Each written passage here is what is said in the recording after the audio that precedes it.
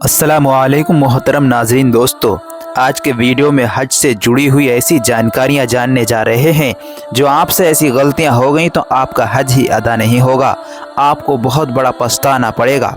तो दोस्तों ये वीडियो आप पूरा देख लीजिएगा। यदि आपके कोई रिश्तेदार या आपके कोई घर वाले या आप खुद हज करने के लिए जा रहे हैं तो ये वीडियो आपके लिए बहुत ही ज़रूरी है। दोस्तों इसमें ऐसी ऐसी जानकारियाँ दी गई हैं जो सभी हज यात्रियों के लिए जान लेना बहुत ही ज़रूरी है।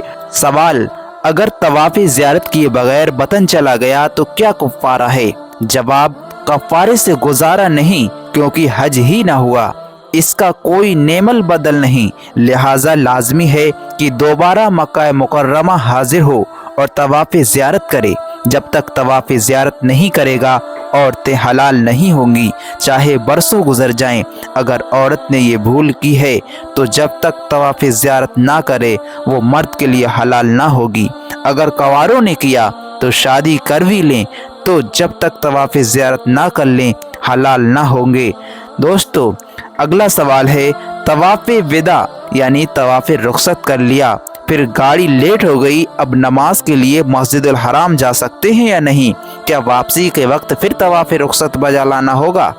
जवाब, मस्जिद हराम में नमाज के लिए जा सकते हैं, बल्कि जितनी बार मौका मिले मजीद उम्रे और तवाफ़ वगैरह भी कर सकते हैं। दोबारा तवाफ़ करना वाजिब नहीं, मगर कर ले तो मुस्तहब है। सदर शरिया फरमाते हैं, सफ़र का इरादा था, तवाफ़ रुखसत कर लिया, मगर किसी वजह से ठहर गया, अगर इकामत की नियत ना की तो वो ही तवाफ़ काफ़ी है, मगर मुस्तहब ये है कि फिर तवाफ़ करे कि पिछला काम तवाफ़ रहे। बहार शरीयत जिल्द 1 सफ़ा 1151। सवाल, अगर हज के बाद वतन रवानगी से कबल 2 दिन जद्दा शरीफ में किसी अजीज़ के यहाँ ठहरने का इरादा है और फिर बाद में अज़्म मदीना है तो तवाफ़ रुखसत कब करें? जवाब, जद्दा शरीफ जाने से पहले कर लीजिए कि तवाफ़ ज़ियारत के बाद अगर नफली तवाफ़ भी किया तो वही अलवदाई तवाफ़ यानी तवाफ़ रुखसत है, क्योंकि अफाकी के लिए तवाफ़ ज़ियारत के फ़ौरन बाद तवाफ़ रुखसत का वक्त शुरू हो जाता है, मुल्तक़न तवाफ़ की नियत से भी अदा हो जाता है। अलहासिल अगर रवानगी से कबल तवाफ़ ज़ियारत के बाद अगर कोई नफली तवाफ़ कर लिया तो तवाफ़ रुखसत अदा हो चुका है। सवाल, वक्त रुखसत आफाकी औरत को हैज़ आ गया, तवाफ़ रुखसत का क्या करे? रुक जाए या दम देकर चली जाए? जवाब, इस पर अब तवाफ़ रुखसत वाजिब ना रहा, जा सकती है, दम की भी हाजत नहीं। माखूज़ अज़ बहार शरीयत जिल्द 1 सफ़ा 1151। सवाल, जो मक्का मुकर्रमा या जद्दा शरीफ में रहते हैं क्या उन पर भी तवाफ़ रुखसत वाजिब है? जवाब, जी नहीं, जो लोग मीक़ात के बाहर से हज पर आते हैं वो आफाकी हाजी कहलाते हैं, सिर्फ उन्हीं पर बवक्ते वापसी तवाफ़ रुखसत वाजिब है। सवाल, अहले मदीना हज करें तो वापसी के वक्त उन पर तवाफ़ रुखसत वाजिब है या नहीं? जवाब, उन पर वाजिब है, क्योंकि वो आफाकी हाजी हैं, मदीना मुनव्वरा मीक़ात से बाहर है। सवाल, क्या उम्रा करने वाले पर भी तवाफ़ रुखसत वाजिब है? जवाब, जी नहीं, ये सिर्फ आफाकी हाजी पर वक्त रुखसत वाजिब होता है। दोस्तों ये जानकारियाँ जो मैं आपको दे रहा हूँ बहुत ही बेहतर जानकारियाँ हैं, इन जानकारियों को पूरा ज़रूर देख लें और इन्हें शेयर ज़रूर कर दें। आगे आने वाली बहुत ही बेहतर जानकारियों से पहले दुआ कर लेते हैं, अल्लाह तबारक व तआला हमें और आपको हज की सादतैन से नवाजे, हमारे और आपके वालिदैन को हाजी और नमाजी बना दे। कमेंट सेक्शन में आमीन ज़रूर लिख दें, ना जाने किसकी आमीन पर अल्लाह तबारक व तआला हमारी इस दुआ को कबूल कर ले। सवाल, भीड़ के सबब या बेख्याली में किसी तवाफ़ के दौरान थोड़ी देर के लिए अगर सीना या पीठ काबे की तरफ हो जाए तो क्या करें? जवाब, तवाफ़ में सीना या पीठ के जितना फासला तय किया है उतने फासले का इआदा यानी दोबारा करना वाजिब है और अफजल ये है कि वो फेरा ही नए सिरे से कर लिया जाए। सवाल, तवाफ़ में हज़र अस्वद के सामने हाथ कंधों तक उठाना सुन्नत है या नमाजी की तरह कानों तक? जवाब, اس میں علماء کے مختلف اقوال ہیں۔ فتاوی حج و عمرہ میں جدا جدا اقوال نقل کرتے ہوئے لکھا ہے، کانوں تک ہاتھ اٹھانا مرد کے لیے ہے کیونکہ وہ نماز کے لیے بھی کانوں تک ہاتھ اٹھاتا ہے، اور عورت کندھوں تک ہاتھ اٹھائے گی اس لیے کہ وہ نماز کے لیے یہیں تک ہاتھ اٹھاتی ہے۔ فتاوی حج و عمرہ حصہ اول صفحہ 127۔ سوال، نماز کی طرح ہاتھ باندھ کر طواف کرنا کیسا ہے؟ جواب، مستحب نہیں ہے، بچنا مناسب ہے۔ سوال، اگر دوران طواف پھیروں کی گنتی بھول گئے یا تعداد کے بارے میں شک واقع ہوا، اس پریشانی کا کیا حل ہے؟ اگر یہ طواف فرض مثلاً عمرے کا طواف یا طواف زیارت یا واجب یا مثلاً طواف وداع ہے تو نئے سرے سے شروع کیجیے۔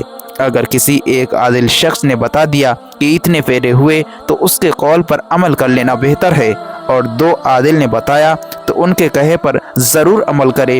اور اگر یہ طواف فرض یا واجب نہیں، مثلاً طواف قدوم کہ یہ قارن و مفرد کے لیے سنت مؤکدہ ہے یا کوئی نفلی طواف ہے، تو ایسے موقع پر گمان غالب پر عمل کیجیے۔